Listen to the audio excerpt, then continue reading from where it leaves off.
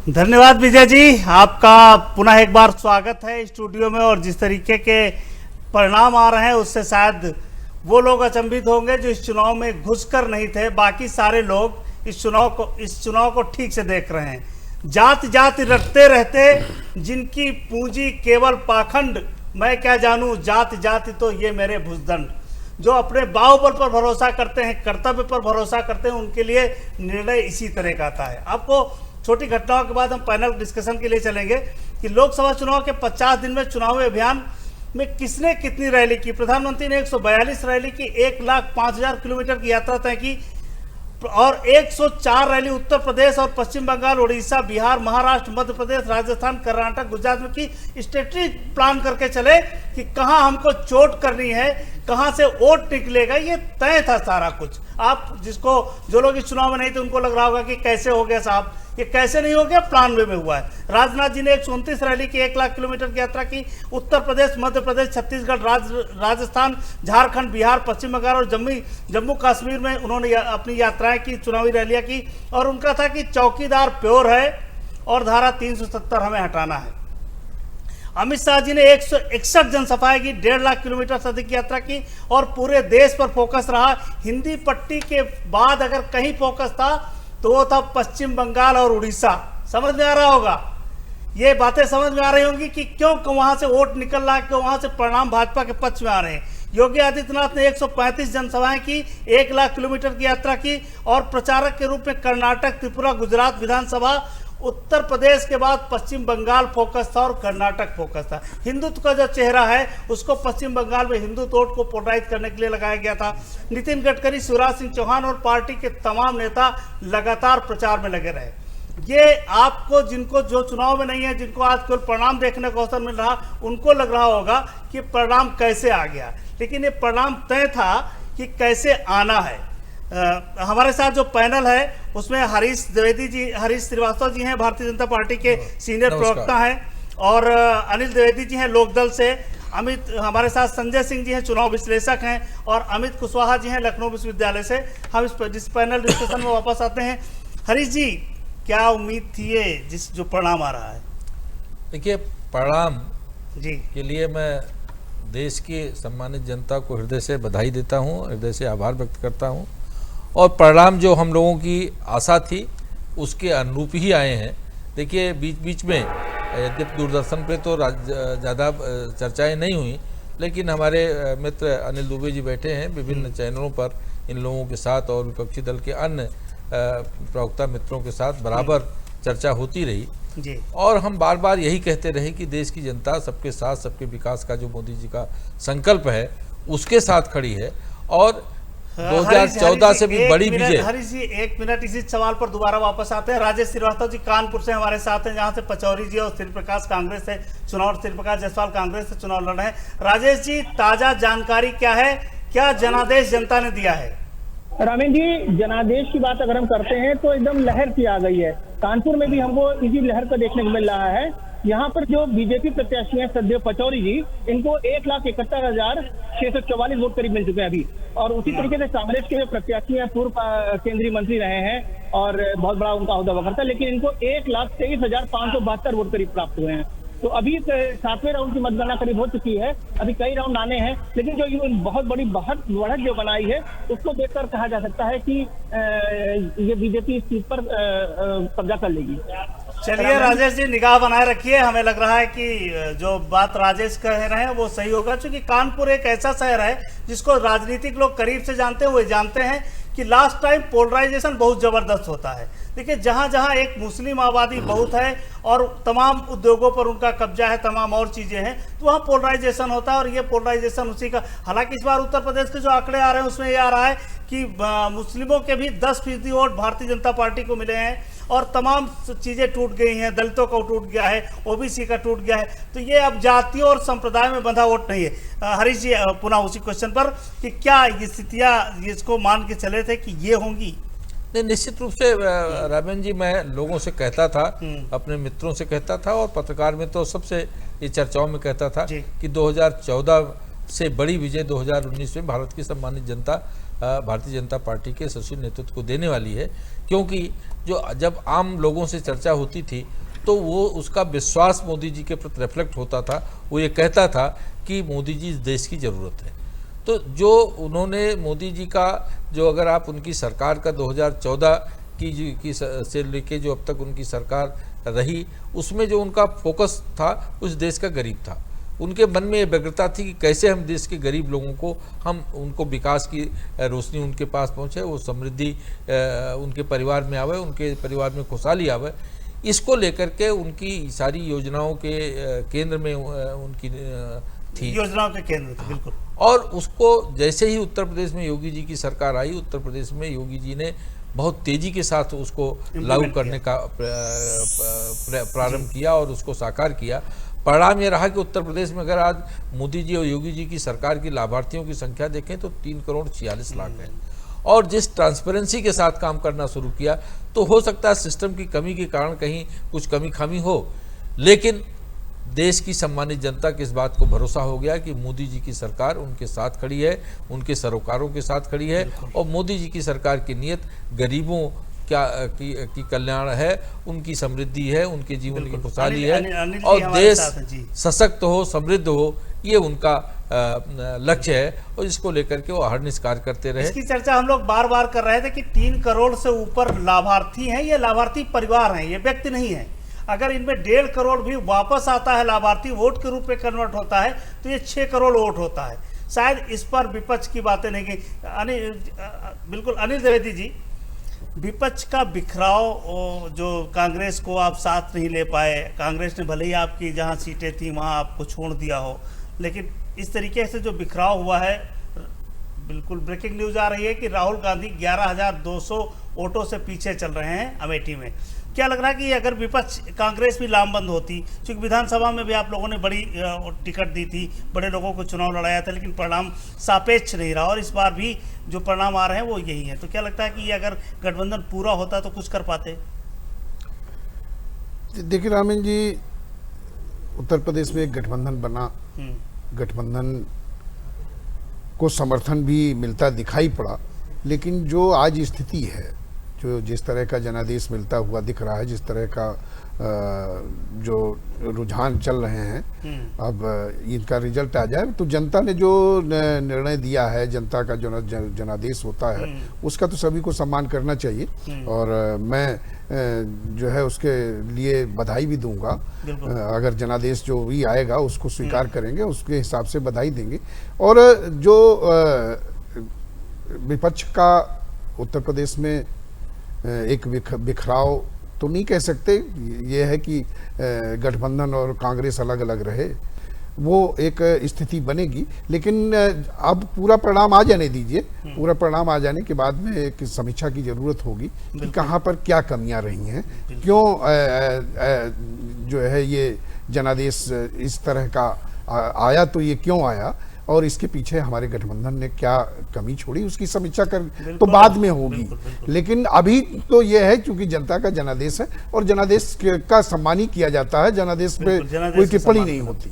देखिए, उत्तर प्रदेश के लोग भी समीक्षा करें जो राजनीतिक दल है, और हमें लग रहा है पूरे देश के राजनीतिक दलों को समीक्षा करनी पड़ेगी। अगर तेलंगाना में भारतीय जनता पार्टी जीत के आ रही है तो ये समीक्षा का विषय है कि जो लोग कह रहे थे उत्तर भारत की पार्टी से आप दक्षिण में तो कभी जा नहीं सकती, वो सारी धारणाएं टूट गई हैं और वो दीवारें भी टूट गई हैं और भारतीय जनता पार्टी के बहाव में पूरा देश एक साथ खड़ा दिख रहा है। संजय जी हमारे चुनाव विश्लेषक हैं। संजय जी, पक्ष में मोदी, विपक्ष में मोदी, आप पक्ष में भी जो बात कर रहा है वो भी मोदी की बात कर रहा है और विपक्ष में जो बात कर रहा है वो भी मोदी की बात कर रहा है, तो टारगेट में तो जो सिंबॉलिक है वो तो मोदी हैं, मोदी को लोगों ने वोट दिया।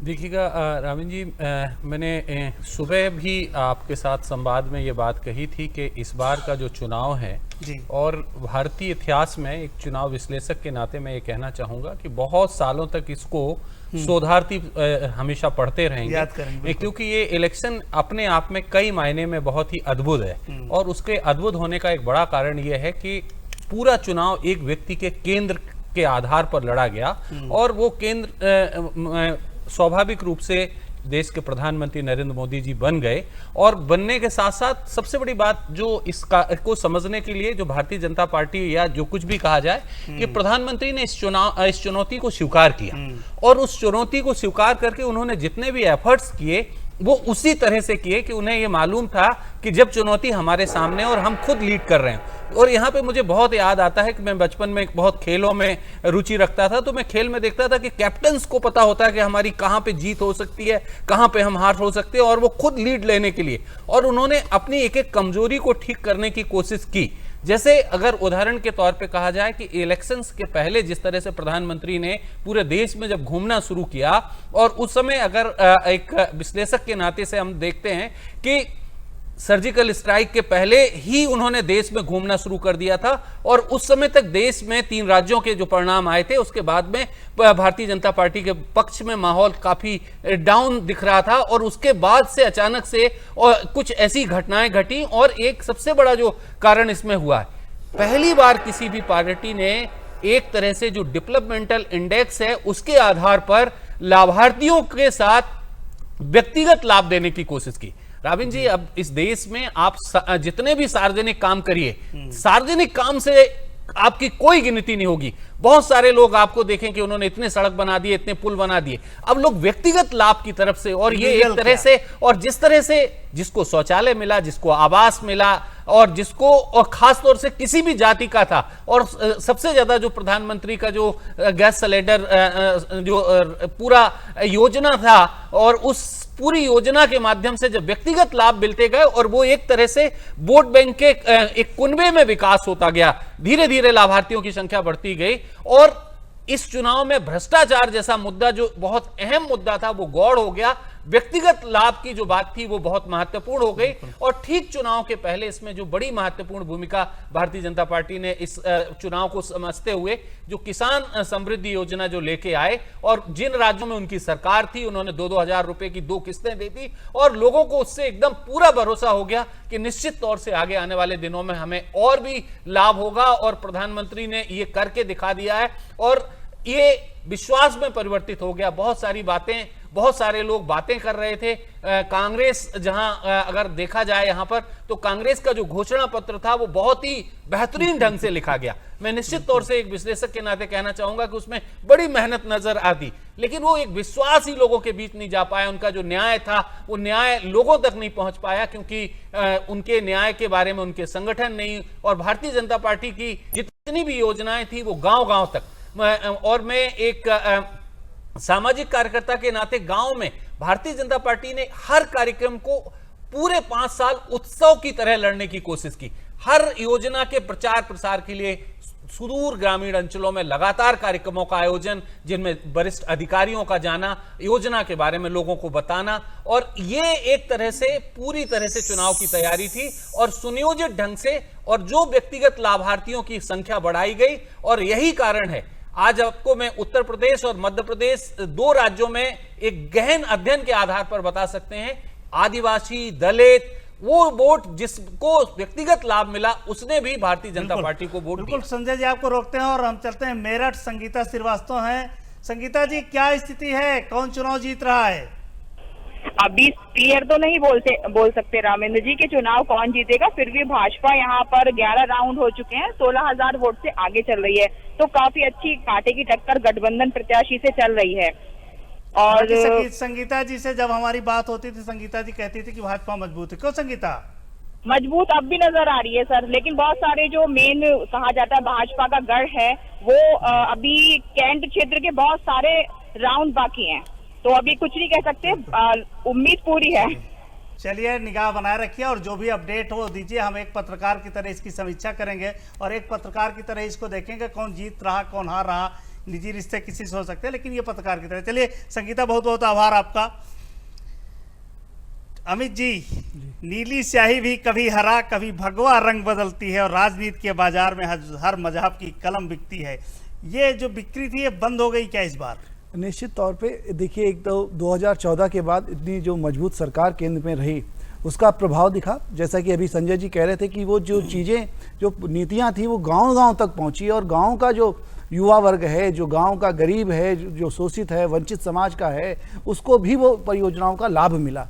वो लाभ ही मतदान में कन्वर्ट हुआ है। आज मोदी जी का जो प्रचंड बहुमत हमें दिखाई दे रहा है, ये इसी वजह से है क्योंकि गांव का व्यक्ति जागरूक हो चुका है, उन योजनाओं का वो लाभान्वित है, और यही हाथी दीवार पे बना देख वोट नहीं देता है। निश्चित तौर पर वो जो मोबाइल पर सारी चीजें देखता है। निश्चित तौर पर ये 2014 का चुनाव, 2019 का चुनाव सोशल मीडिया के माध्यम से ज्यादा लड़ा गया। Social media, print media, electronic media ये बहुत हावी रही है, और लगभग सारी पार्टियां अपना चुनाव इसी आधार पर लड़ती आती हैं। तो ये प्रभाव एक लंबा प्रभाव छोड़ता है। दूसरी बात है कि सपा बसपा के जो जातिगत समीकरण थे उनकी हवा निकल गई, और सबसे अच्छी बात ये रही कि लोगों ने अपनी जाति से ऊपर उठकर राष्ट्र के मुद्दों को, राष्ट्र की सुरक्षा को, राष्ट्र के हित को ध्यान में रखते हुए वोट किया। और इसी तरीके से अगर देखा जाए कि जो ये बहुमत दिख रहा है, इसी सब का ये परिणति है कि इन सब बंधनों से, क्षेत्रवादी और जातिवादी और धर्म के आधार पर राजनीति से लोगों ने ऊपर उठकर राष्ट्र को ध्यान में रखते हुए, देश की सुरक्षा को ध्यान में रखते हुए वोट किया है। बिल्कुल, जो हमारे विश्लेषक हैं सामाजिक क्षेत्रों में और जीवन के जो विश्लेषण करते हैं अमित जी, उन्होंने ये कहा कि जो योजनाएं हैं उनका एडवांटेज मिला है मोदी सरकार को, और काम को भी उनका एडवांटेज मिला है। हरीश जी, मोदी हटाओ अभियान निपट गया, मोदी नहीं हटे, लोग निपट गए। नहीं, लेकिन देखिए वो उसका कारण जानते हैं क्या जी, कि लोगों को ये समझ में नहीं आया, जो हमारे विरोधी दल के मित्र थे उनको ये समझ में नहीं आया को क्या बात कह रहे हैं। जितना वो मोदी का विरोध करते थे, अब देखिए कि एक सीरीज थी, लालू तो मोदी हटाओ, ममता तो मोदी हटाओ जी, मायावती जी तो मोदी हटाओ, अखिलेश जी तो मोदी हटाओ, ये सबका एक चंद्रबाबू तो मोदी हटाओ, एक केवल मोदी हटाओ था, मोदी ही बचे केवल, किसी मुद्दे की बात नहीं हट थी। गए। तो लोगों को जितना ये मोदी जी का विरोध करते थे, वैसे लोगों को मन में लगता था कि एक आम आदमी के लिए जो आदमी खड़ा है जी, जो गरीबों की बेहतरी सोच रहा है, उसको हटाने के लिए लोग लामबंद हो रहे हैं। तो जनता मौन इन सब चीजों को देखती रही, और जब उसने निर्णय सुनाया तो इन लोगों को एक करारा झटका दिया, एक कड़ा संदेश दिया कि देखिए जात पात की जो संकीर्ण राजनीति है उससे ऊपर उठ करके देश की मजबूती के लिए, देश को समृद्ध बनाने के लिए, देश को खुशहाल बनाने के लिए आगे आइए। और इन सब लोगों को ये भी संदेश दिया कि अगर आप लोग ये संकीर्ण राजनीति करेंगे तो फिर ये राजनीति की ये जो वो है, ये चलन नहीं चलने वाली है, इससे विकास और आपको सुविधाएं नहीं मिलेंगी। हाँ, आप ये देखिए कि अगर ये सपा बसपा अपने विधानसभा में जो इनको दोनों लोग को वोट मिला था, अगर उस वोट को जोड़ा जाए तो ये 54 लोकसभा क्षेत्रों में राजनीति में कहाँ 2-2-4 होता है, तो आप भी जानते हो। तो लेकिन ये 2-2-4 जोड़ करके ही तो ये लोग गठबंधन बनाए थे। तो ये लोगों को ये समझ में आता है कि भाई केवल निहित स्वार्थ के, निहित सत्ता स्वार्थ के गठबंधन चलने वाले नहीं है। और उसी का परिणाम है कि आज एक मजबूत संदेश देश की जनता ने दिया है कि अब जो परफॉर्म करेगा वो उसको जनता उसके साथ खड़ी होगी, उसको ताकत देगी जो देश की सेवा करेगा। अरे जी, जाटलैंड में जो पश्चिमी उत्तर प्रदेश है, वहाँ माना जाता था कि जो आपके दोनों नेता हैं वो कम से कम जाटलैंड में तो मजबूत रहेंगे, और आप उनका प्रभाव भी जाटों में ठीक ठाक है। ये कैसे हुआ कि वहाँ नुकसान हो रहा है आपको? देखिए रामन जी, अभी परिणाम आने तक हाँ जी, तो नहीं, अभी करना ठीक नहीं होगा कि हमको क्या नुकसान हुआ या कितना नुकसान हुआ, क्यों हुआ। ये जब तक पूरा रिजल्ट ना आ जाए तब तक उस पर तो कुछ भी कहना ठीक नहीं होता। और जनादेश के ऊपर मेरा व्यक्तिगत मत है कि जनादेश पर किसी अन्य तरह की टिप्पणी में, मेरी व्यक्तिगत राय में मैं नहीं करना चाहता, क्योंकि मैं समझता हूं कि जनादेश को सम्मान की दृष्टि से देखा जाना चाहिए। और जो जनादेश आ रहा है, जिस तरह के जो अब तक कहीं 10 राउंड की मतगणना हो गई है, कहीं 5 राउंड हुई है, कहीं 7 राउंड हुई है, और 20-20 राउंड, 25-25 राउंड की मतगणनाएं होनी है। तो जब पूरा रिजल्ट आ जाए फिर कोई टिप्पणी की जाए कि हमको कहां पर नुकसान हुआ है, हम कहां पर कमजोर हुए हैं। अभी तो मैं नहीं समझता कि हम पश्चिमी उत्तर प्रदेश में किसानों के प्रतिनिधि दल हैं, हम किसानों की लड़ाई लड़ते रहे हैं और हम गठबंधन तो 78 सीटें और 80 सीटों पर लड़ा, कांग्रेस को 2 जगह समर्थन रहा, लेकिन हम तो 3 जगहों पर लड़े और 3 जगहों का प्रदर्शन अभी जो जिस तरह का रुझान चल रहा है उसमें तो अभी हम ठीक स्थिति में हैं। कभी हम आगे हो रहे हैं, कभी हम पीछे हो रहे हैं। तो जब पूरी मतगणना हो जाए फिर हम कोई टिप्पणी करें तो वो प्रदेश की हम लोगों को लगता था कि वहाँ आगे पीछे का मतलब नहीं रहेगा, वहाँ तो ये रहेगा कि भाई अजीत सिंह जी जीते, जयंत सिंह जी जीते, इसलिए वहाँ ये मान के चला जा रहा था। अब रामेन जी जिस तरह का रुझान है, जिस तरह पूरे देश में एक रुझान है, उसको देखते हुए जो हो रहा है इसको ये इस पर कोई बहुत वो नहीं है, जल्दबाजी में कोई टिप्पणी, जल्दबाजी मैं कोई चीज कही जाए संजय वो जी ठीक नहीं है। आ जाने दीजिए प्रणाम, फिर करते हैं टिप्पणी। संजय जी, जब जेएनयू में नारे लग रहे थे भारत तेरे टुकड़े होंगे इंशाअल्लाह इंशाअल्लाह, उस समय राहुल गांधी का जाना और जिस तरह प्रधानमंत्री को चोर कहना, ये जनता को शुरुआत से ही जिस तरीके से कांग्रेस कम्युनिस्टों की जगह भर रही थी वो रास नहीं आया। कम्युनिस्ट नेपथ्य में चले गए और राहुल गांधी उसकी जगह फिलअप कर रहे हैं कि नहीं साहब जो बोलेंगे हम उनके साथ खड़े होंगे, तो ये लग रहा कि नहीं चल पाएगा। देखो, बहुत ही एक अलग तरह का अभी जो भारत का जो परिदृश्य है उसको इस तरह से समझने की जरूरत है कि भारत इस समय एक युवाओं का दुनिया का सबसे बड़ा राष्ट्र है और युवाओं के राष्ट्र होने के नाते युवाओं में बहुत सारी संभावनाएं भी हैं और बहुत सारी अपेक्षाएं भी हैं, बिल्कुल, और अपेक्षाएं भी हैं। और वो बहुत, जिसको हम कहा जाए कि एक तरह से सकारात्मकता के नकारात्मकता में बहुत भरोसा नहीं करते हैं और शायद ये जो ये भी हमें लग रहा है कि मोदी जी से बेहतर कोई अपेक्षा उनको दिखी नहीं, बेहतर कोई अपेक्षा नहीं दिखी। और राष्ट्र के नाम पर देखिएगा, राष्ट्र के नाम पर भारत में अभी भी, क्योंकि भारत बहुत अभी 70 साल आजादी के लगभग हैं, इन 70 साल कोई बहुत बड़ा समय नहीं होता है, इसलिए लोगों में कहीं ना कहीं एक राष्ट्र के प्रति, बहुत सारे लोगों में जब राष्ट्र की बात आती है तो निश्चित तौर से पार्टियां भी टूटती हैं, जाति भी टूटती है और सब लोग राष्ट्र के साथ खड़े होते हैं। और एक तरह से प्रधानमंत्री जी ने जो काम किया वो एक देश में पिछले 10 साल में, जब यहाँ पर कांग्रेस अलायंस की सरकार थी, उस दौरान में जो प्रधानमंत्री के रूप में एक गैप पैदा हो गया था, उसको 2014 में उन्होंने भरने की कोशिश की और 5 साल तक उसको भर के उसमें और सक्रियता दिखा के उन्होंने कोशिश की और दुनिया में घूम के ये बताने की कोशिश की। क्योंकि मैं बहुत सारे जगह देश के बाहर जाता रहता हूं और देश के बाहर जब मैं भारत का परिदृश्य जानने की कोशिश करता हूं तो बाहर जो अंतर्राष्ट्रीय स्तर पर भारत के पक्ष में लोगों को प्रधानमंत्री मोदी के रूप में भारत की एक अद्भुत और एक अच्छी छवि दिखाई देती है। तो एक तरह से जो भारत में एक गैप था उसको उन्होंने भरने की कोशिश की, दूसरी बड़ी और आशाएं देने की लगातार कोशिश की, और सबसे बड़ी बात जो उन्होंने की, बहुत छोटे छोटे चीजों पे ध्यान दिया। बड़े मुद्दों के साथ साथ जब व्यक्तिगत तौर पे बहुत सारे लोग आलोचना करते हैं कि प्रधानमंत्री का स्वच्छ भारत अभियान एक तरह का लेकिन वो इतना महत्वपूर्ण काम है, इतना महत्वपूर्ण काम है कि मुझे याद है कि जब मैं एक गांव में गया और एक गांव में एक बड़ी सी मीटिंग हो रही थी और उस बड़ी सी मीटिंग के बीच में बहुत सारे लोग बोल रहे थे, कुछ महिलाएं बैठी हुई थी। बाद में उन्होंने मुझे उंगली से ऐसे बुलाया और बड़े उससे कहा एक महिला ने कि बेटा हमको शौचालय तो मिल गया, बात चाहे कुछ भी हो शौचालय हमको मिल गया।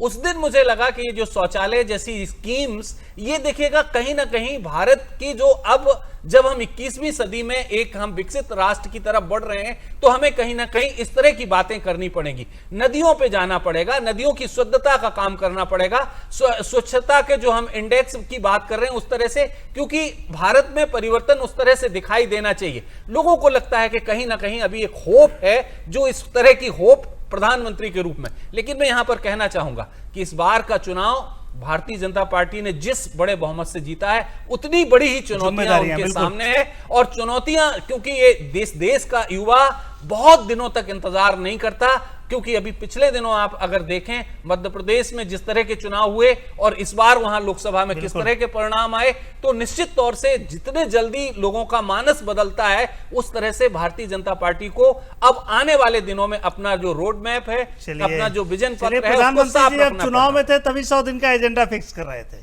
इसलिए उनकी कार्य योजना को लेकर के तो हम लोगों को भरोसा है कि जैसे आएंगे तो काम करेंगे। अमित जी, 68% वोट महिलाओं का पड़ा है, आवास महिलाओं के नाम, राशन कार्ड महिलाओं के नाम, शौचालय महिलाओं के नाम अगर रजिस्ट्री करा रहे हैं तो कुछ फीसदी की छूट है। तो जो महिलाओं का वोट है, और एक और इशू है 3 तलाक के इशू पर प्रधानमंत्री मुस्लिम महिलाओं के साथ खड़े हैं।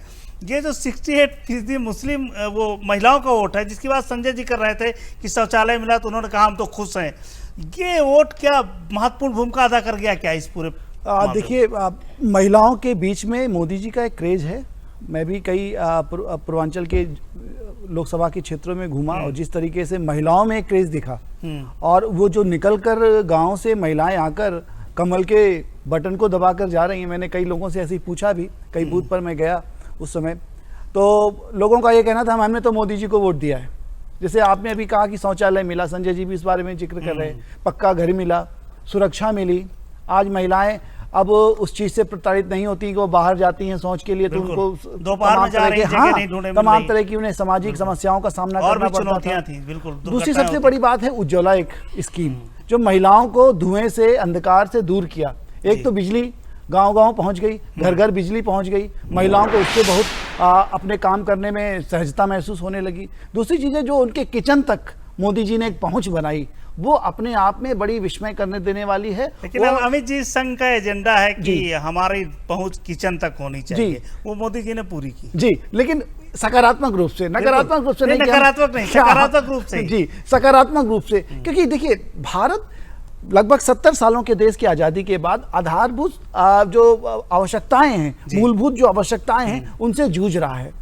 2014 के बाद भारतीय मानस ने इस बात को बहुत अच्छे से स्वीकार कर लिया कि अब भारत में एक अगर उम्मीद है तो वो नरेंद्र भाई मोदी के तौर पर है, इन्हीं को प्रधानमंत्री बनना चाहिए। और वो जो आशा है, वो जो उम्मीद है, खासकर महिलाओं में, युवाओं में, उस वर्ग में मोदी जी को लेके एक असीमित आशाएं छुपी हुई हैं। और वो निश्चित निश्चित तौर पर ये महिलाओं का वोट है, वो युवाओं का वोट है। अमित जी, हम चलते हैं फिरोजाबाद। लियाकत अली जी हमारे साथ हैं। लियाकत जी, क्या स्थिति है? शिवपाल यादव वहां चुनाव लड़ रहे हैं, अक्षय यादव चुनाव लड़ रहे हैं, क्या हुआ दोनों लोगों का? तीसरा कौन निकल रहा है? जी रमेश जी, फिरोजाबाद की स्थिति जो है, जहां चाचा भतीजे की लड़ाई के बीच में इस टाइम ऐसा लग रहा है कि भारतीय जनता पार्टी प्रत्याशी चंद्रसेन जी इसमें बाजी मार सकते हैं, जादौन जी। और आपको बता दें कि शुरुआत से ही बीजेपी प्रत्याशी चंद्रसेन जादौन हालात बनाए रखे रहे, लेकिन 5वें चरण के बाद ये सपा के अक्षय यादव ने बढ़त बनाई और 8वें राउंड पर इन्होंने 4,935 वोटों से भाजपा प्रत्याशी चंद्रसेन जादौन से अक्षय यादव समाजवादी पार्टी के आगे रहे। लेकिन इसके बाद भारतीय जनता पार्टी प्रत्याशी चंद्रसेन जादौन आगे चल रहे हैं और के अनुमान से ऐसा महसूस होता है कि अरे लियाकत जी, शिवपाल जी की क्या स्थिति है वो भी बताओ, बड़े नेता हैं वो। जी, शिवपाल जी कहाँ कहीं आता पता नहीं है। शिवपाल जी तीसरे स्थान पर पहुंच चुके हैं और उनके जीतने की कोई भी संभावना नहीं है। चलिए लियाकत जी, नजर बनाए रखिए और जो भी अपडेट हो वो फिर हम आपके पास आएंगे। हमारे साथ पैनलिस्ट हैं हरीश जी, आप रिजल्ट देख ही रहे हैं और जो आ रहे हैं हमारे रिपोर्टर्स की चीजें वो भी सुन रहे हैं। राष्ट्रद्रोह समाप्त करना, आपका हटा देना, जिस तरीके की बात कांग्रेस कर रही थी कि नहीं साहब हम तो आपके साथ खड़े, ये जो तुष्टीकरण वाली बातें थी, जनता ने कहा ये अब नहीं चलेगा, ये 70 साल भारत को आजाद हुए हो गया, अब इस बहुत हो गया, अब इस पर काम नहीं होना है। नहीं, देखिए जो बात अमित जी ने रखी युवाओं को लेकर के और संजय सिंह जी ने जो बात रखी, वो बात आम आदमी जो लोगों के बीच में निरपेक्ष भाव से जिन लोगों से संवाद करता था, उसको वो बात महसूस हो रही थी। कांग्रेस जो है, जो इस देश का जनमानस है, उसको, उसके मर्म को समझने की चूक कर गई। जितना ही ये लोग ये सवाल खड़े कर रहे थे बालाकोट को लेकर के और इसको लेकर के, उतना ही पब्लिक इनसे नाराज हो रही थी। और ये जो तरह तरह के सवाल थे, ये पब्लिक को बहुत चुभते थे। बिल्कुल कि भाई मुंबई में इतना बड़ा कांड हो गया था, 300 से ज़्यादा लोग मार दिए गए थे इन आतंकवादी ताकतों, और भारत सरकार उस समय कुछ नहीं कर पाई थी, हाथ पे हाथ धरे बैठी रह गई थी।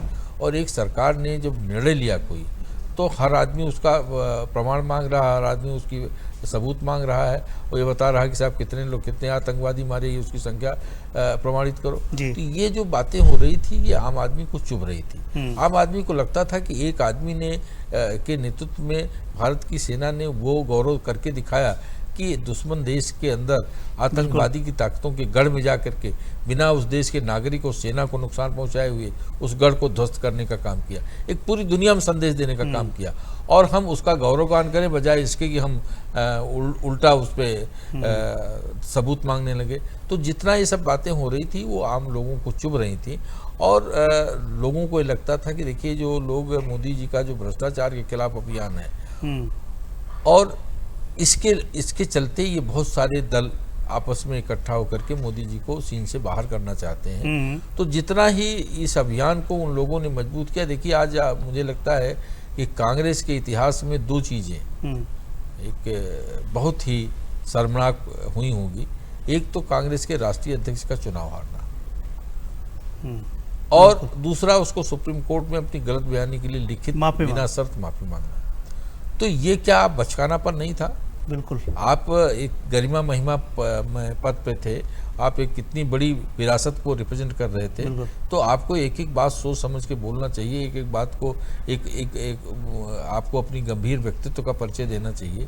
तो जो बात आप कह रहे थे राफेल को लेके, पार्लियामेंट में रक्षा मंत्री से लेके सबने तथ्य रखे, उसके बाद बार बार आप, अरे भाई अगर आपके पास कुछ तथ्य थे तो आप कोर्ट में रखते। बिल्कुल। और बहुत सारी चीजें थी।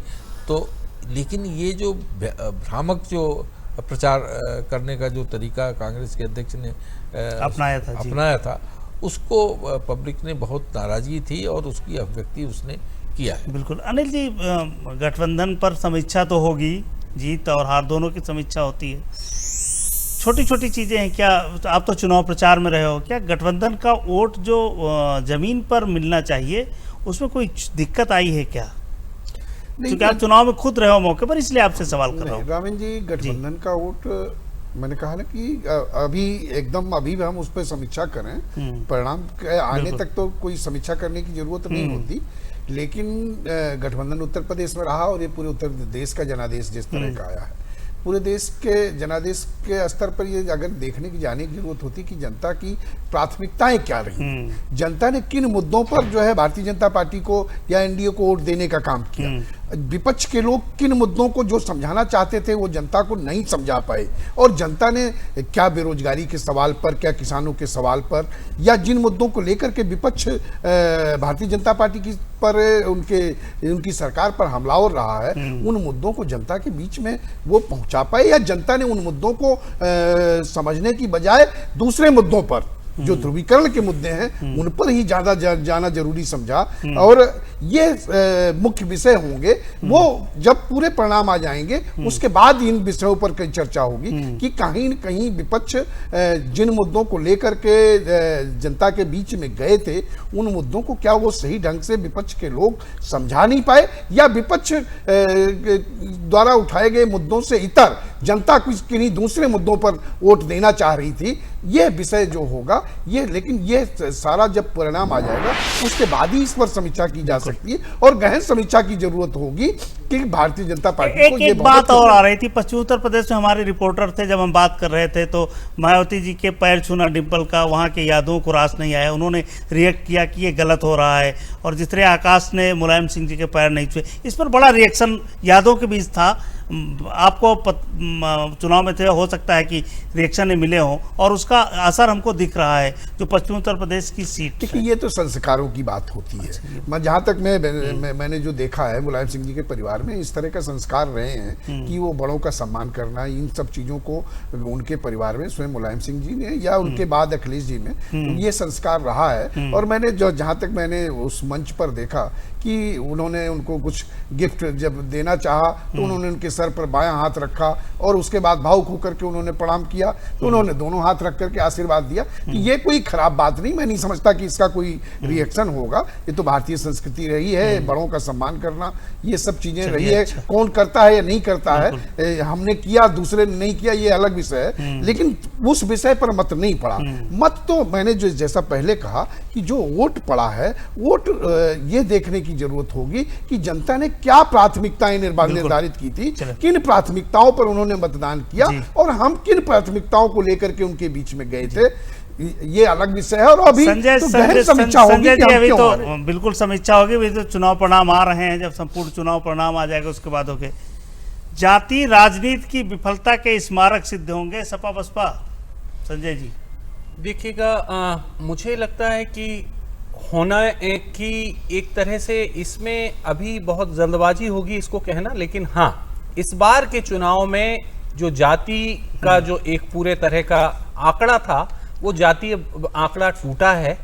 और उत्तर प्रदेश में ये एक बहुत, जिसको हम कहें सामाजिक रूप से एक बुराई जैसी आ गई थी कि उत्तर प्रदेश की जब भी बात से तय होने लगा, और उत्तर प्रदेश की जब भी हम कभी भारत के दूसरे राज्यों में बात करते थे तो लोग कहते थे नहीं, उत्तर प्रदेश में कोई आप विकास की बात मत करिए, यहाँ तो सब चीजें जाति के आधार पर होती हैं। और जिस तरह से यहाँ पर क्षेत्रीय दल, क्योंकि ये पूरे देश की एक सबसे बड़ा इतना बड़ा सूबा है और इस सूबे से पूरे देश चलता है, उत्तर प्रदेश से होके दिल्ली का रास्ता जाता है, और उस बीच में जातिगत आधार पे और इस तरह के 2014 के इलेक्शंस में, 2017 के इलेक्शंस में और वही 2019 के इलेक्शंस में निश्चित तौर से मैं तो ये उत्तर प्रदेश का नागरिक होने के नाते एक अपने आप को गर्वान्वित महसूस करूंगा कि हाँ, ये जो जाति के आधार पर चीजें बनती थी, ये टूटती हुई नजर आ रही और विकास के आधार पर। संजय जी, मैं रोकना चाहूंगा कि अगर जाति की बात आप सर अमित शाह जी बीजेपी कार्यालय पहुंच गए, हम एक बार देख लेते हैं कि क्या उत्साह है बीजेपी कार्यालय में, उसके बाद वापस आते हैं संजय जी आपके पास, ये चर्चा जारी रहेगी। ये जीत का परचम लहराकर अध्यक्ष, राष्ट्रीय अध्यक्ष किस तरीके से जा रहे हैं, क्या स्वागत है उनका, ये देखिए आप। और भारतीय जनता पार्टी लग रहा है कि वो चीजें मिल गई शायद जिसकी संभावनाएं कभी की नहीं होगी। जैसे पिछली बार 71 सीटें मिली थी तो लोग भाजपा के बड़े नेता मान रहे थे कि ये शायद नहीं होना चाहिए था और हो गया। ये उपलब्धि है भारतीय जनता पार्टी के साथ। बिल्कुल, राजेंद्र सोनी जी हमारे साथ अयोध्या से हैं, अगर मेरी आवाज राजेंद्र जी मिल रही हो। राम की नगरी अयोध्या क्या निर्देश दे रही है राजेंद्र जी? तरफ वो बढ़ रहे हैं, वो भी एक बहुत बड़ा उत्साह है देश में जो रही है। बिल्कुल, राजेंद्र जी से हमारा संपर्क है। संजय जी, हम आपके पास पुनः आते हैं जी राजेंद्र जी, राम की नगरी अयोध्या क्या निर्देश दे रही है? रामेंद्र, यहाँ अयोध्या जो है राम की नगरी, वो अपना 2014 का इतिहास दोहराने जा रही है। भाजपा प्रत्याशी लल्लू सिंह फिर एक बार भारी मतों से विजयी होने जा रहे हैं। रामेंद्र, बिल्कुल, ये सोनी अयोध्या कुछ हरी भरी दिखेगी आने वाले समय में। ऐसा है कि यहाँ पर जो साधु संत है अयोध्या के, इन लोगों ने बड़ी उम्मीद लगा रखी है कि नरेंद्र मोदी फिर से प्रधानमंत्री बनेंगे तो अयोध्या में राम मंदिर का निर्माण का मार्ग प्रशस्त होगा। और उनमें इस समय बहुत हर्षोल्लास है, बहुत ही खुश है, बहुत आनंदित महसूस कर रहे हैं। सभी संत कह रहे हैं कि चलिए, प्रधानमंत्री नरेंद्र मोदी फिर से हो रहे हैं और अब हमारी राम मंदिर की इच्छा पूरी होगी। रामेंद्र, बिल्कुल बिल्कुल राजेंद्र जी, आपका बहुत बहुत धन्यवाद। आइए चलते हैं, मुख्यमंत्री योगी आदित्यनाथ जी ने अपना बधाई संदेश दिया है। जिस तरीके से उत्तर प्रदेश की जनता और देश की जनता ने भारतीय जनता पार्टी को यह अवसर दिया है जीत का, उसके लिए बधाई दी है। आइए देखते हैं मुख्यमंत्री जी का यह संदेश। पार्टी और एनडीए को प्राप्त हुआ तो दूसरी तरफ हमारे राष्ट्रीय अध्यक्ष अमित शाह जी की संगठनात्मक रणनीति, आम जन के उन भावों को मतदान में बदलने के लिए संगठनात्मक जो रणनीति बनी थी, इसका एक परिणाम है। मैं प्रधानमंत्री मोदी जी का अभिनंदन करता हूं इस शानदार विजय के लिए। भारतीय जनता पार्टी पहली बार 300 का आंकड़ा प्राप्त कर रही है, आगे 300 का आंकड़ा पूरा कर रही है और एनडीए 350 का आंकड़ा पूरा कर रही है। एक वास्तव में शानदार विजय है और ये मोदी जी के यशस्वी नेतृत्व को इसका श्रेय जाता है। हम उनका अभिनंदन करते हैं, आदरणीय राष्ट्रीय अध्यक्ष जी का, जिनकी संगठनात्मक रणनीति के अंतर्गत करोड़ों कार्यकर्ताओं ने कार्य किया। अमित शाह जी को और भारतीय जनता पार्टी के उन कोटि कोटि कार्यकर्ताओं का भी मैं अभिनंदन करता हूं, उन्हें बधाई देता हूं, जिनके परिश्रम से आज भारतीय जनता पार्टी एक बार अपने नेतृत्व के उन भावों को पूरा कर रही है जो पहले से ही नारा था कि भारतीय जनता पार्टी 300 का आंकड़ा पार करेगी। और उसमें पूरे देश के अंदर जो रुझान देखने को मिले हैं और जिस प्रकार से परिणाम सामने आए हैं, मैं सचमुच एक बार प्रधानमंत्री मोदी जी का हृदय से अभिनंदन करता हूं। उत्तर प्रदेश में प्रधानमंत्री मोदी जी यहां से सांसद का चुनाव भी लड़ रहे हैं और शानदार विजय की ओर काशी में बढ़ रहे हैं। मैं उन्हें इसकी बधाई भी देता हूं। देखिए, पूरी टीम ने काम किया। अगर प्रधानमंत्री जी दिल्ली में बैठकर काम कर रहे थे तो मुख्यमंत्री उनके निर्देशों पर उत्तर प्रदेश में काम कर रहे थे, और ये टीम की विजय है जो जहां था वहां बेहतर काम करने का प्रयास कर रहा था। बिल्कुल, एक बार बीजेपी कार्यालय का नजारा फिर देख लेते हैं और संजय जी फिर आपके पास वापस आते हैं, चूंकि आपको उत्तर अधूरा रहेगा। थोड़ी देर पहले तमाम लोग स्वागत कर रहे थे। दरअसल ये कार्यकर्ताओं का उत्साह बताने के लिए काफी है कि जब कोई राजनीतिक दल 5 साल सत्ता चलाकर 5 साल पूर्ण बहुमत की सरकार चलाकर इस तरह से प्रचंड बहुमत के साथ वापसी करता है। भारतीय इतिहास में आप देखें, पिछले 3-4 दशकों में इस तरह का कोई उदाहरण नहीं है जब पूर्ण बहुमत सरकार चली हो वो वापसी भी करती हुई दिखाई दे प्रचंड बहुमत के साथ, पहले के मुकाबले ज्यादा बहुमत के साथ। तो निश्चित तौर पर एक बहुत बड़ा लम्हा है बीजेपी और एनडीए के लिए। और हम जानते हैं कि बीजेपी के अध्यक्ष अमित शाह ने लगातार ये कहा था कार्यकर्ताओं से पहले कि अगर ये चुनाव बीजेपी शानदार तरीके से जीतती है तो कई बिल्कुल। संजय जी, एक बार फिर उसी सवाल पर आते हैं कि जब ये होता था कि नहीं साहब कब्रिस्तान की बाउंड्री बनेगी लेकिन शमशान की नहीं बनेगी, जो ये राजनीति थी इसका अंत दिख रहा है क्या आपको? मुझे लगता है कि जाति और वर्ग के आधार पर विकास को कभी भी नहीं देखा जाना चाहिए। और विकास की योजनाओं में जब हमारा एक जो सिद्धांत सामान्यतः जो एक डेवलपमेंटल थ्योरी है, उस थ्योरी में यही है कि विकास जब हम करते हैं तो मानव के विकास के आधार पर, और ये डेवलपमेंटल थ्योरी ये सिद्ध करती है। और जब हम उसको खांचे में डालने की कोशिश करते हैं तो निश्चित तौर से एक वर्ग खुश होता है और एक वर्ग नाराज होता है। और ये एक तरह से, और उत्तर प्रदेश में शायद उस तरह की चीजों को बढ़ावा दिया गया और उस तरह की चीजों से लोगों के अंदर आक्रोश बढ़ा, और आक्रोश बढ़ने के कारण और इस तरह के परिणामों की जो आने शुरू हुए। जहां तक मैं अपने सवाल पे जहां पर वापस आता हूं, जो आपने जातिवाद का कहा है, निश्चित तौर से अभी तो हाल में और निश्चित भारतीय प्रदेश में और उत्तर प्रदेश के परिदृश्य में इस तरह का अगर ये जाति जो राजनीति है टूटेगी तो निश्चित तौर से विकास ज्यादा होगा, अच्छे प्रतिनिधि भी चुन के आएंगे और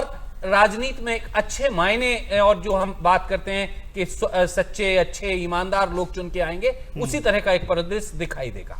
चलिए एक बार अपने साथी विजय श्रीवास्तव के पास चलते हैं जो न्यूज रूम में है। विजय, क्या अपडेट है न्यूज रूम से? कैसा माहौल है? क्या मुद्दों पर चुनाव जीत के आ रही भारतीय जनता पार्टी? धन्यवाद रामेंद्र। जो अपडेट हैं वो बहुत ही अच्छे हैं। एक पार्टी के लिए ये सारे जो आंकड़े हैं, जो रुझान हैं, वो उसके पक्ष में जा रहे हैं। सबसे पहले जो जिन सीटों का जिक्र करेंगे उसमें सुल्तानपुर से मेनका गांधी इस समय बढ़त बनाए हुए हैं, आगे चल रही हैं।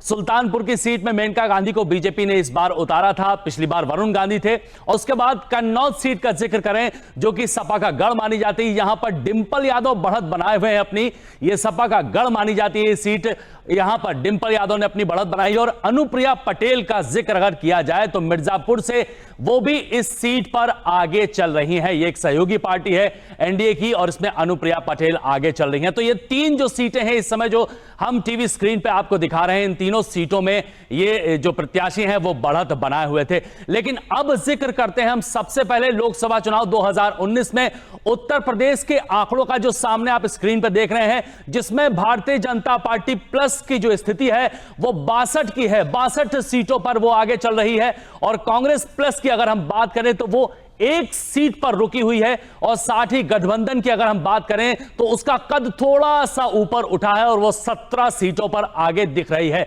और अन्य जो है वो इस समय 0 पे है। तो ये 80 में से 80 सीटों का जो रुझान है वो आपके सामने दिखाई दे रहा है, जिसमें भारतीय जनता पार्टी ने परचम लहराया है। और अगर लोकसभा चुनाव में राष्ट्रीय स्तर की बात करें तो यहां भी स्थिति कुछ ऐसी ही प्रतीत होती है। जो आंकड़े सामने दिखाई दे रहे हैं, भारतीय जनता पार्टी यहां पर 350 सीटों पर बढ़त हासिल किए हुए है। यह प्लस है भारतीय जनता पार्टी की सीटें, और साथ ही कांग्रेस प्लस की अगर बात करें तो उसे यहां पर 95 सीटों पर रुझान दिखाई दे रहा है, सीटें मिलती हुई दिखाई दे रही हैं। और यहां पर गठबंधन का अगर जिक्र करें तो उसका कद यहां वैसे ही बना हुआ है, 18 सीटों पर वो सिमटी हुई नजर आ रही है। और अन्य की अगर बात करें तो यहां पर 79 जो है वो सीटें अन्य के खाते में जाती हुई दिखाई दे रही हैं। तो ये ताजा अपडेट, ताजा हालात हैं इस समय, ये रुझान है। बिल्कुल विजय जी, धन्यवाद आपका। विजय जी ने उत्तर प्रदेश और देश का जो पूरा गणित है, जो आज परिणाम आ रहे हैं, उसको हमको बताया है। अमित जी, गरीबी और आतंकवाद में धर्म मजहब देखने वालों का दौर समाप्त हो गया है, ये निर्देश है क्या जनता का? निश्चित तौर पर ये देश और देश का मानस इस बात को हमेशा मानता रहा है कि आतंकवाद का कोई धर्म नहीं होता और कोई मजहब नहीं होता, और गरीबी का भी कोई जाति नहीं होता, कोई धर्म नहीं होता। ये ऐसी समस्याएं हैं जो सभी मानव जाति को प्रभावित करती हैं। और जिस तरीके से पिछली सरकार में एक नए भारत को बनाने की बात लगातार की जा रही थी, ऐसे नए उभरते हुए भारत में इन सब चीज़ों का, इन सब बातों का की कोई जगह नहीं है। ना कोई मजहब को लेकर राजनीति करे, ना कोई जाति को लेकर राजनीति करे, ना कोई भाषा और क्षेत्र को लेकर राजनीति करे। राजनीति करे तो विकास की राजनीति करे, राजनीति करे तो समृद्धि की पर राजनीति करे।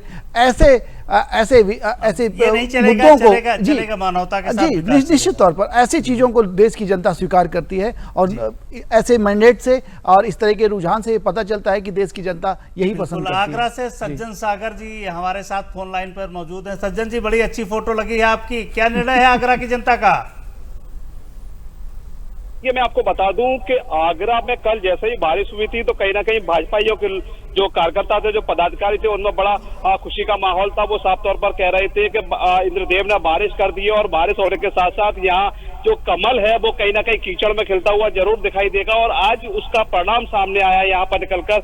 अगर आगरा सुरक्षित लोकसभा की बात करें तो यहाँ से कैबिनेट मंत्री प्रोफेसर एसपी सिंह बघेल का सीधा मुकाबला बसपा के मनोज सोनी के साथ देखा जा रहा है। कांटे की टक्कर है। हालांकि अभी जो ताजा स्थिति है वो ये है कि एसपी सिंह बघेल जो कि करीब 30,000 वोटों से आगे चल रहे हैं मनोज सोनी से। तो यहाँ अब काफी बढ़त लेते हुए दिखाई दे रहे हैं मनोज सोनी से एसपी सिंह बघेल। साथ ही साथ अगर फतेहपुर सीकरी की भी थोड़ी सी चर्चा करना चाहूंगा यहाँ पर, क्योंकि फतेहपुर सीकरी काफी हॉट सीट मानी जा रही है।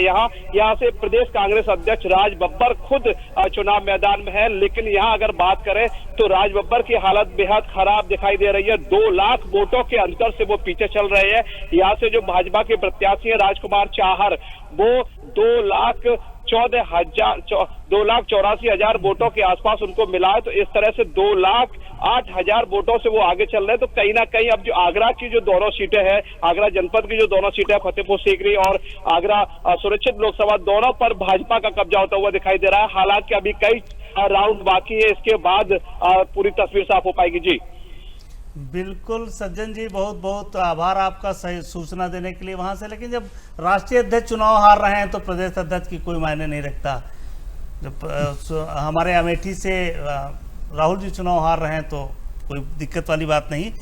जो हालात हैं वो एक जैसे हैं पूरी तरीके से। हरीश जी, एक नए सवाल के साथ आपके पास आते हैं। ममता जी इतनी बड़ी जीत के बाद तो प्रधानमंत्री मानेंगी ना नरेंद्र मोदी जी को? देखिए, ये दुर्भाग्यपूर्ण ही कहा जाएगा कि जिस तरह से मैंने बताया ना कि एक एजेंडा इन लोगों ने जिस तरह से मोदी जी के खिलाफ बनाया था, वो संवैधानिक जो मर्यादा है उसके भी विपरीत था। और उसी का नतीजा है कि आप देखिए कि जो परिणाम आए हैं उससे उनकी आंखें खुल जानी चाहिए। और उनको भी ये अब लगने लगा होगा कि पश्चिम बंगाल की जनता ने खारिज कर दिया है। और अब यदि वो चीन के राष्ट्रपति ने प्रधानमंत्री नरेंद्र मोदी को बधाई दी है बेहतरीन जीत के लिए। जी आप कंटिन्यू करिए। तो यदि अब भी टीएमसी और ममता जी, ये दोनों लोग, ये जिस तरह से वहाँ हिंसा पे आमादा थी, जिस तरह से हिंसा का नंगा नाच कर रही थी टीएमसी, ममता जी का।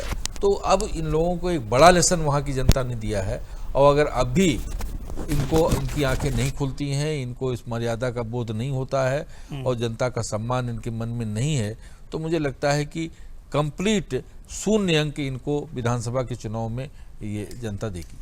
बिल्कुल, जिस तरीके से हरीश जी कह रहे हैं कि अगर अभी भी नहीं मानेंगे तो जनता का निर्णय फिर इनके लिए और कठिन हो सकता है। हमारे साथ दिलशाद जी उपस्थित हैं, हमारे जो न्यूज़ हेड हैं उनके साथ।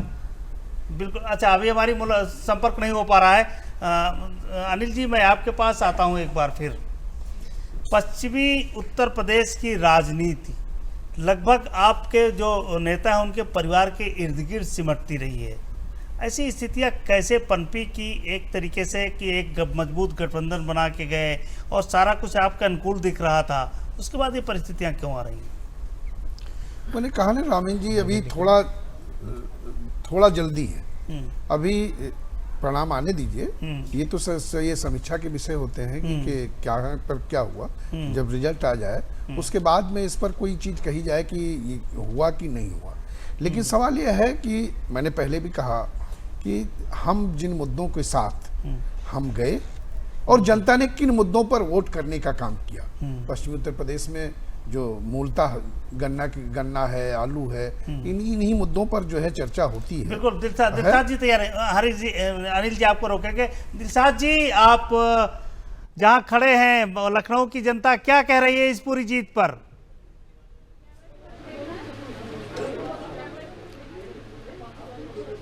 धन्यवाद रामेंद्र। जैसा कि आप जानते हैं कि आप तस्वीर लगभग साफ होने लगी है। हिंदुस्तान का चुनाव है और इस भारत के चुनाव में तस्वीर एकदम साफ हो चुकी है। एनडीए पूरी तरह से अपनी बहुमत की तरफ बढ़ रहा है। बल्कि अगर ये कहें कि भारतीय जनता पार्टी अपने दम पर बहुमत पा सकती है तो कोई बड़ी बात नहीं होगी अगर ये रुझान नतीजों में बदलें। और जिस तरह से रुझान लगातार आ रहे हैं, उसकी जो मेहनत है, आप स्टूडियो में लगातार बात कर रहे हैं अपने स्टूडियो से, जो उसकी मेहनत है वो हमारे न्यूज़ रूम में कर रहे हैं। हमारे जो सहयोगी हैं वो लगातार काम कर रहे हैं इस पे, और वो सहयोगी लगातार काम कर रहे हैं और दिखा रहे हैं कैसे किस तरह से आंकड़े आ रहे हैं। और हर टेबल पे यहाँ काम चल रहा है, हर जगह से डिटेल आ रही है, एक एक आंकड़ा आप तक सटीक पहुंचे और कोई जानकारी गलत न पहुंचे, इसकी मेहनत लगातार हमारी तरफ से की जा रही है। हमारे सारे सहयोगी मौजूद हैं यहाँ पे न्यूज़ रूम में, और न्यूज़ रूम में हमारे साथ में जो हमारे न्यूज़ रूम की हेड है यास्मीन फारूकी, वो भी मौजूद हैं। आइए हम यास्मीन फारूकी जी के पास चलते हैं और उनसे जानने की कोशिश करते हैं कि मैडम, सबसे पहले तो स्वागत है आपका।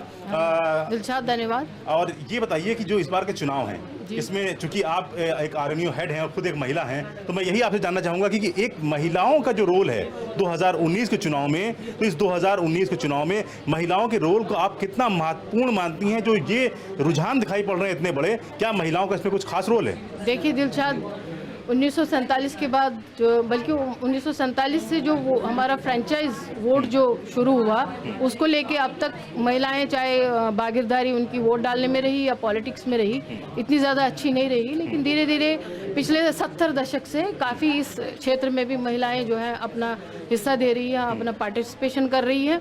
लेकिन जहाँ तक 2019 17वीं लोकसभा के चुनाव का ताल्लुक है, इसमें महिलाओं की भागीदारी काफ़ी बड़ी है। यहाँ पे मैं कुछ फिगर देना चाहूँगी। 2019 के चुनाव में जो जिन महिलाओं की रजिस्ट्रेशन हुई है वो 4.35 मतलब 4.35 करोड़ हुई है। अच्छा। और इसमें उत्तर प्रदेश ने सबको पछाड़ दिया है, उत्तर प्रदेश सबसे ऊपर रहा है। उत्तर प्रदेश में महिलाओं की जो रजिस्ट्रेशन है उनका आंकड़ा जो है वो है 54 लाख। अच्छा। और उसके बाद महाराष्ट्र का रहा है 45 लाख, और उसके बाद वेस्ट बंगाल का 40 लाख और गुजरात का 24 लाख।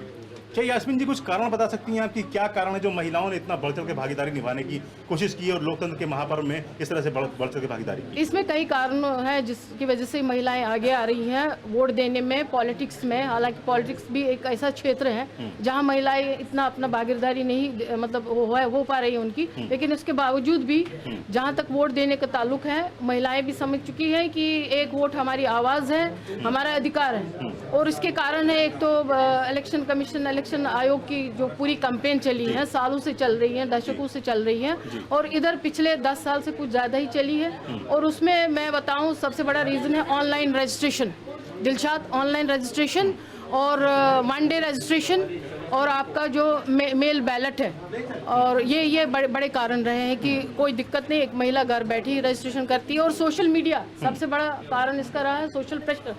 अब महिलाएं समझ रही है कि सोशल मीडिया थ्रू या अन्य माध्यमों थ्रू जो उनको उन तक जानकारी पहुंच रही है कि वोट देना हमारा एक कर्तव्य है, ये देना है और अपनी हिसाब से, अपने इश्यूज के हिसाब से सरकार को चुनना है। और उन इश्यूज को जिनको आज हम देख रहे हैं, जो नतीजा सामने आया है, उन इश्यूज को टैकल करके, उनको एड्रेस करके आज भाजपा सरकार को फिर से एक टर्म मिली है 5 साल। इसी इशू में एक इशू बहुत महत्वपूर्ण है जो भारतीय जनता पार्टी एनडीए सरकार के कार्यकाल में, पिछले कार्यकाल में बहुत महत्वपूर्ण रहा।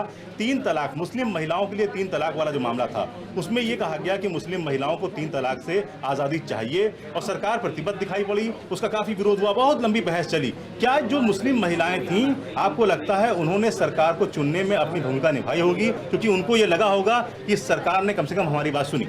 अवश्य, बल्कि मैं कहूँ कि ये इशू तो दबा हुआ था, इस इशू को कोई उठा ही नहीं रहा था। इस मुद्दे को भाजपा सरकार ने उठाया। इतना बड़ा इशू जो एक बहुत बड़े तबके की फीमेल से रिलेटेड है, तो पहली बार ये एक पब्लिक इशू बन गया और इस इशू को एड्रेस करके और महिलाओं में जागरूकता फैला के और महिलाओं ने अपना हक समझा और पूरा देश उनकी आवाज़ में एक आवाज़ बन के आज महिलाएं समझती हैं कि हमारा भी कोई सुनने वाला, हमारा भी एक प्लेटफॉर्म है, जो प्लेटफॉर्म भाजपा सरकार ने उनको दिया, जो प्लेटफॉर्म दिया। और यहाँ जिस तरह से काम हो रहा है, लगातार नतीजे सामने आ रहे हैं, इसके बारे में अगर कुछ जानकारी आप देना चाहें, यहाँ किस तरह से काम हो रहा है? हमारा समाचार अनुभाग से लेके इंजीनियरिंग अनुभाग से, प्रोडक्शन अनुभाग से लेके 2-3 महीने से हम लोग, बल्कि 3 महीने से लगातार हम इन कोशिशों में लगे हैं कि हम लोग बहुत ही सटीक, ईमानदारी से और भरोसे वाली, जो दूरदर्शन जाना जाता है, देश का भरोसा, उसको लेके पूरी तैयारी करके आज हम इस नतीजे पे पहुंचे और ये कार्य, ये स्पेशल कवरेज कर रहे हैं हम। पूरा देश देख रहा है, प्रदेश तो देख ही रहा है। तो आइए किस तरह से पूरा काम, अगर आप हमारे साथ 2 कदम चलना चाहें और बताना चाहें किस तरह से काम होता है, पूरा काम किस तरह से यहाँ हुआ, उस पर अगर नजर डालना चाहें कि किस तरह से काम यहाँ पे हो रहा है। हमारे सारे डाटा एंट्री ऑपरेटर्स लगे हैं जो एक्सेल पे काम कर रहे हैं और सटीक डाटा दे रहे हैं और पल पल की खबर दे रहे हैं, कौन लीड कर रहा है, कौन जीत रहा है, कौन पीछे है, ये सब जानकारी दे रहा है और बिल्कुल एकदम अलर्टनेस के साथ। और जहाँ तक हमारे इंजीनियरिंग अनुभाग का ताल्लुक है, ये हमारे कई दिनों से, कई महीनों से। एक मिनट यास्मीन जी, एक मिनट, हम यहाँ पे पहले समझना चाहेंगे जो देख रहे थे चीज़ें, क्योंकि यहाँ पे काम बहुत ज़्यादा हो रहा था, इसको हमने देखा समझा। बाकी आप जो बताना चाह रही थी, आइए आप जो बताना चाह रही हूँ, आइए यहाँ पर किस तरह का काम हो रहा है। ये हमारा इंजीनियरिंग अनुभाग है और इसमें समझ लीजिए एक ड्राइंग रूम से लेके और उससे पहले की जो हमारी प्रिपरेशन चल रही है और आज ये कार्य हम स्पेशल प्रिपरेशन का कर रहे हैं। हमारे इंजीनियर